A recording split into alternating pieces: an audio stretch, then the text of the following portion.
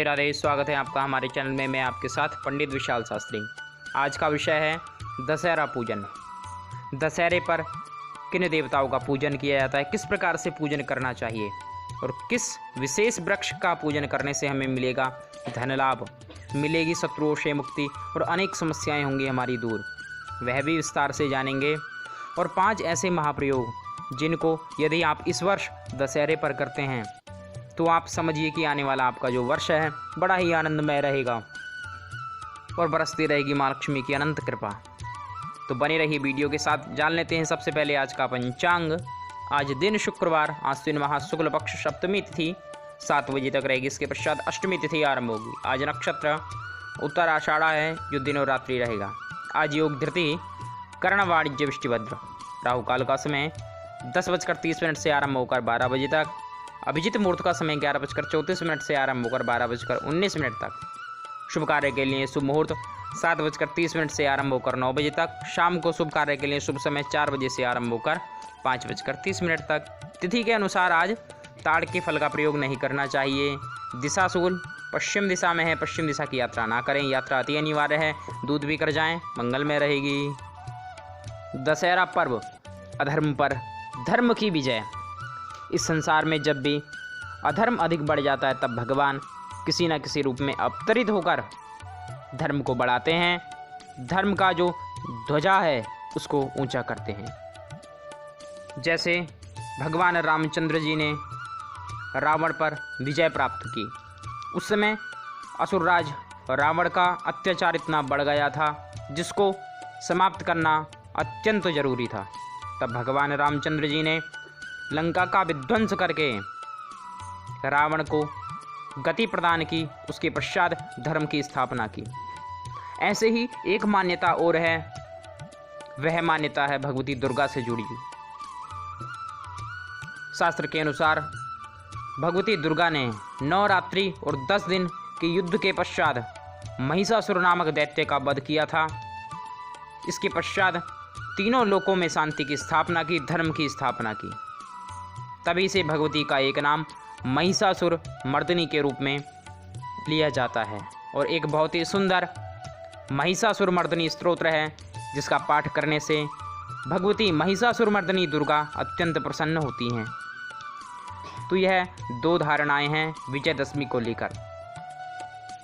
प्रत्येक वर्ष आता है यही चेतावनी देने के लिए कि अपने अंदर समाहित जो अवगुण हैं उनका आप दहन करें, उनका आप दमन करें और कुछ नया संकल्प ऐसा लें जो धर्म से जुड़ा हुआ हो।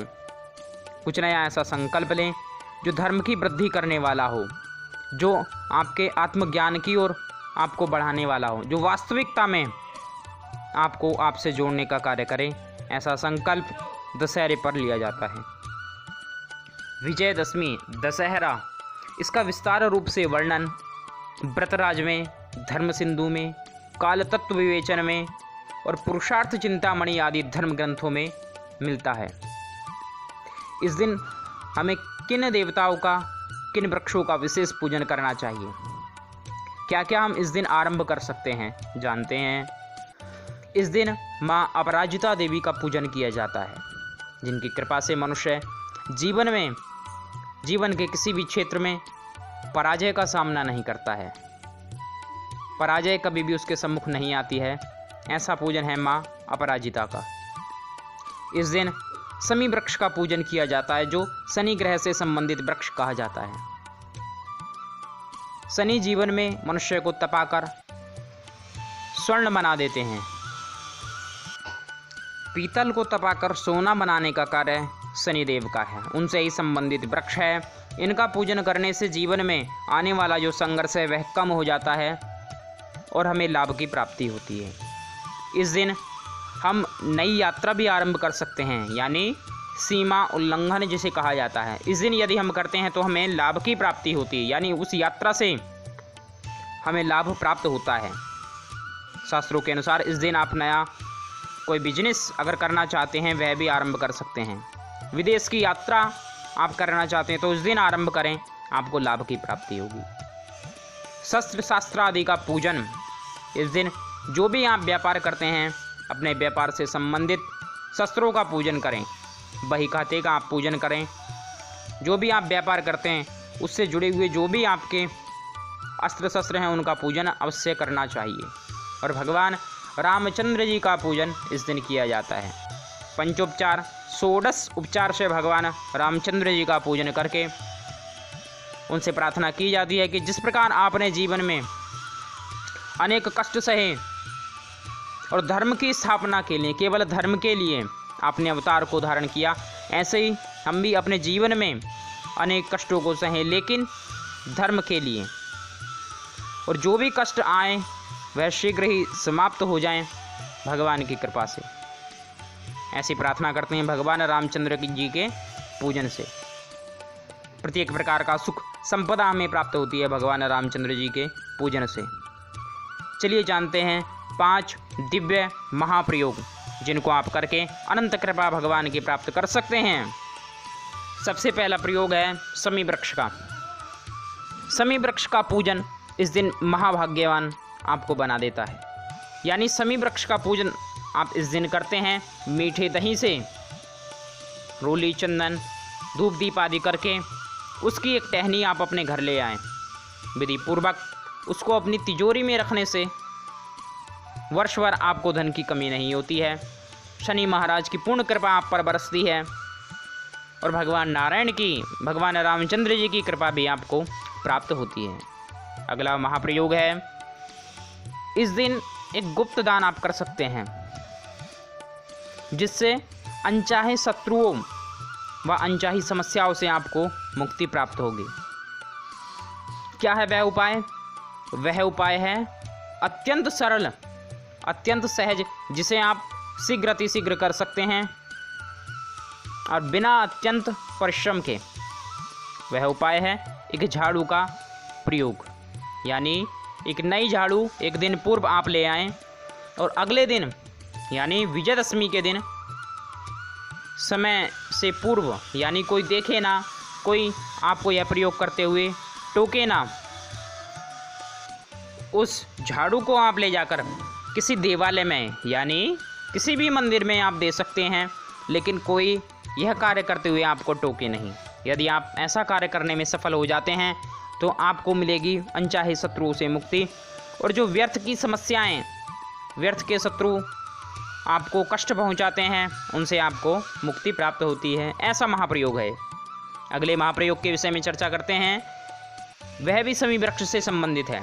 यानी संध्या के समय, प्रदोष काल में, यानी जब सूर्य अस्त होता है उसी समय यदि आप देसी घी का दीपक शमी वृक्ष में प्रज्वलित करते हैं तो आपके ऊपर यदि कोई कोर्ट कचहरी का केस चल रहा है तो उसमें विजय आपको प्राप्त होती है। यदि कोई ऐसी समस्याएं चल रही हैं जिनसे मुक्ति का मार्ग प्राप्त नहीं हो रहा है तो वह भी मार्ग आपको प्राप्त हो जाता है।